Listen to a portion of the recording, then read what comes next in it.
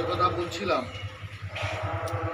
দেশ 1947 সালে স্বাধীন হওয়ার পর ইংরেজের প্রবর্তিত ভারতীয় আইন যেটা ছিল, সেই আইন থেকে ভারতের নিজের তৈরি একটি সংবিধান তৈরির জন্য ইংরেজের তৈরি ইন্ডিয়ান কনস্টিটিউশন ছিল, সেটাকে নিজস্ব ঢালে সাজিয়ে করবার জন্য বি.আর. আম্বেদকরকে দায়িত্ব দেওয়া হলো 308 জনের একটি কমিটি। তার নেতৃত্ব বি.আর. আম্বেদকরজি দিলেন। তো ডক্টর বি.আর. আম্বেদকরের নেতৃত্বে 308 জনের সেই কমিটি আজকের এই যে সংবিধান, সেই সংবিধানকে তৈরি করল। 1950 সালের 24শে ডিসেম্বর এই সংবিধান মূলত স্বাক্ষর হলো। নভেম্বর মাসেই সংবিধান তৈরি হয়ে গিয়েছিল, তাতে আরও কিছু সংশোধন করে 24শে ডিসেম্বর 308 জন যে সদস্যা ছিলেন তাদের স্বাক্ষরিত রূপে সংবিধান পাস হয়। এবং সেই সময় দেশের রাষ্ট্রপতি রাজেন্দ্র প্রসাদজি তিনি আজকের এই দিনটিতে রাষ্ট্রপতি নিযুক্ত হয়ে সংবিধান অনুসারে দেশ যাতে চলে তার শপথ গ্রহণ করে উনি এক শোভাযাত্রা করে রাষ্ট্রপতি ভবনে গিয়ে ওনার দায়িত্ব গ্রহণ করেন। এই দিনটির গুরুত্ব এই কারণে, একটা দেশ সংবিধান ছাড়া চলতে পারে না।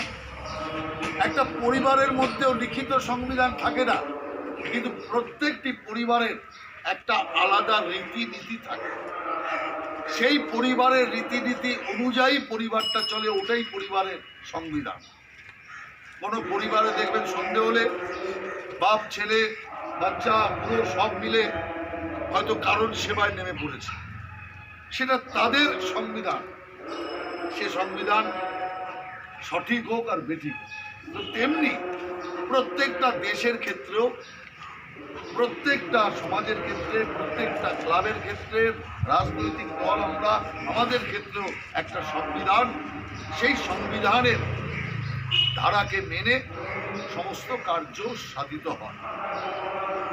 আজকে সংবিধানের কেন আমি বললাম বাংলায় সবচেয়ে গুরুত্বপূর্ণ আজকের এই প্রজাতন্ত্র দিবস, সাধারণতন্ত্র দিবস, কেউ বলে প্রজাতন্ত্র দিবস, কিন্তু আমি বলছি আজকে বাংলার ক্ষেত্রে গণতন্ত্র দিবস।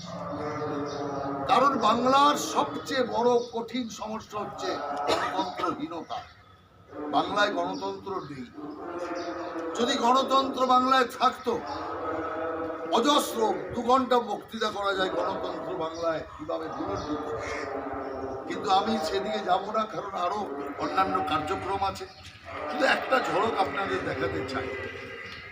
যদি গণতন্ত্র থাকতো, তাহলে 1000 লোকের সভায় 6টা লোক জয় শ্রীরাম বললে একেবারে অগণতান্ত্রিকভাবে তাকে প্রতিরোধ করতে হবে। নেতাজি সুভাষচন্দ্র বসুকে অপমান করে, বাংলার সমস্ত বুদ্ধিজীবী প্রধানমন্ত্রীকে অপমান করে, বিনা ভাষণ দিয়ে ভাষণ বয়কট করে বসিয়ে দিতে হবে। এটা গণতন্ত্র নয়। কারণ যদি গোটা হাউস যদি কিছু করতো তাতে মানতাম। সেই কারণে উৎসাহী লোক গালিও দেয়, কারো পছন্দ হতেই না পারে, কারো পছন্দ না হতে পারে কোনো শব্দ, কিন্তু তার অধিকার নেই যে 6 জনের জন্য, 7 জনের জন্য 125তম নেতাজির জন্মদিনকে অপমান করা, এত বুদ্ধিজীবীকে অপমান করা, যারা আইএনএতে অর্থাৎ নেতাজির ফৌজে, আজাদিন ফৌজে যারা লড়াই করেছে, সেই বাংলার বীর যাদের দেখলে বুককে গর্বে বুক ফুলে ওঠে, তাদের উপস্থিতি আর তাদের অপমান করা নয়। সেই কারণে আজকে সরকারের বিরুদ্ধে কিছু বলা যাবে না। এই তো এক ঘুরে ফিরে অলিখিত এমার্জেন্সি চলছে পশ্চিম বাংলায়। বিরুদ্ধে কিছু বললেই সঙ্গে সঙ্গে মিথ্যা মামলা, নইলে হামলা। এই যে একটা আবহাওয়া চলছে, বদলের নামে বদলার আবহাওয়া, এই আবহাওয়া সংবিধানের পরিপন্থী। সংবিধান মেনে বাংলায় কিচ্ছু হচ্ছে না। নইলে যার টাকা তার হাতে আসবে না কেন? যার জন্য চাল পাঠানো হবে তার মুখে যাবে না কেন? যার জন্য কেন্দ্রীয় সরকার সাহায্য পাঠাবে তার সাহায্য তার কাছে আসবে না কেন? আসল কথা হচ্ছে এখানে গণতন্ত্রের উপরে উঠেছে রাজনীতি, আর রাজনীতির উপরে উঠেছে স্বেচ্ছাচারিতা, স্বজন পোষণ। যে কারণে বাংলা এক সংকটের মধ্যে আছে। আমি তো বলি ভারত মাতা, যার প্রতিকৃতিতে আমরা মাল্য দিলাম, পুষ্পার্ঘ দিলাম, একদিন ভারত মাতা কাঁদতেন, কিন্তু আজ ভারত মাতা সুযোগ্য পুত্রের হাতে পড়ে এখন ভারত মাতা আসছে। বলো বলো বলো সবে শতমী নামে নুরবে, ভারত আবার জগৎ সবাই শ্রেষ্ঠ আসন লবে। দেখুন ভারত জগৎ সবাই শ্রেষ্ঠ আসন প্রায় পেয়েই গেছে, কারণ ভারত ছাড়া কোনো সিদ্ধান্ত হয় না। আমেরিকার হিম্মত নেই, রাশিয়ার হিম্মত নেই, জাপান জার্মানির হিম্মত নেই। ভারত ছাড়া কোনো আন্তর্জাতিক সিদ্ধান্ত গ্রহণ করে। আমরা করোনায় ওষুধ না দিলে আমেরিকা সহ বাকি বিশ্ব মানব শূন্য হয়ে যেত। আমরা যোগ দিয়েছি, সেই যোগকে যোগ দিবস বিশ্ব মানিয়ে এখন তারা সুস্থতার দিকে যাচ্ছে। অর্থাৎ ভারত স্বাস্থ্য পরিষেবা, আধ্যাত্ম পরিষেবা, বুদ্ধির পরিষেবা, সহযোগিতার হাত সারা বিশ্বের সামনে বাড়িয়ে নিজেকে এক মহান রাষ্ট্ররূপে আত্মপ্রকাশ করাচ্ছে। তাই কবির সেই বাণী তো সার্থক হয়েছে, বিবেকানন্দর বাণী তো সার্থক হয়েছে যে আমি দিব্য দৃষ্টিতে দেখিতে পাইতেছি ভারত একদিন বিশ্বের জগৎগুরুরা আসলে বসিয়া সারা বিশ্বকে মুক্তির পথ দেখাই।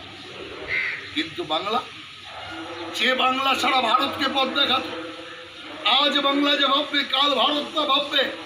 আমরা বলতাম না, সারা ভারতবর্ষের লোক বলতো। আর সেই বাংলায় মেধার এখন সংকট। রত্নগর্ভা বাংলার মাথা কি রত্ন শূন্য হয়ে গেছে? কিচ্ছু হয়নি। আসল কথা এক ষড়যন্ত্র আর রাজনৈতিক চাপের কাছে ধীরে ধীরে বাংলার সংস্কৃতি, বাংলার শিক্ষা, বাংলার উত্থান আস্তে আস্তে নষ্ট হয়ে যাচ্ছে। সেই কারণে আমি যেটা দিয়ে বক্তব্য শুরু করেছিলাম সেই জায়গায় আবার ফিরে আমার বক্তব্য শেষ করতে চাই। যদি জয় শ্রীরামে আপত্তি থাকে, জয় শ্রীরাম যদি রাজনীতি হয়, তাহলে জয় বাংলাটা কি? নেতাজির জন্মদিন, নেতাজির বিখ্যাত স্লোগান জয় হিন্দ দেওয়া গেল না, জয় বাংলা। তার মানে আমি তৃণমূলের স্লোগান মানি না। এটা জয় বাংলার পেছনে অনেক বড় রহস্য আছে।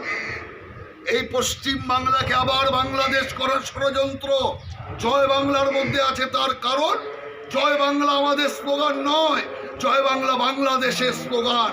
বাংলাদেশের স্লোগান মমতার মুখে। তার মানে আমরা যেটা বারবার বলি, পশ্চিম বাংলাকে বাংলাদেশ হতে দেব না। সেই কারণের জন্য বলি যে ওদের মুখে জয় শ্রীরাম ভালো লাগে না, জয় বাংলা ভালো লাগে।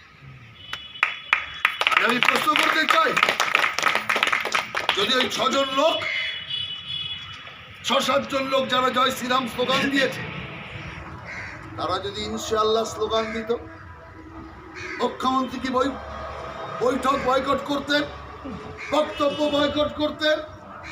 ইনশাআল্লাহ স্লোগান চলবে, জয় শ্রীরাম চলবে। জয় বাংলা স্লোগান চলবে, জয় শ্রীরাম চলবে না। অর্থাৎ ভারতীয়ত্বকে বিসর্জন দিয়ে এই বাংলাকে পাকিস্তান বানানোর ষড়যন্ত্রকে আর আমরা সার্থক হতে দেব না। একবার আমার মাতৃভূমিকে ছেড়ে ওখান থেকে পালিয়ে আমরা এসেছি, আর পালাবো না। শেষ যুদ্ধ, শেষ রক্তবিন্দু দিয়ে এখানে লড়বো। তাই সংবিধানের সামনে, আজ ভারত মাতার সামনে বঙ্গমাতাকে এটাই আমরা প্রতিশ্রুতি দেব, ভারতকে রক্ষা করেছি, বাংলাকে রক্ষা করব। এবার রেড রোডে যেটা হচ্ছে, পরের বার নতুন সরকারের দ্বারা রেড রোডে কুচকাওয়াজ হবে, এই আশা রেখে আপনাদের সকলকে নমস্কার।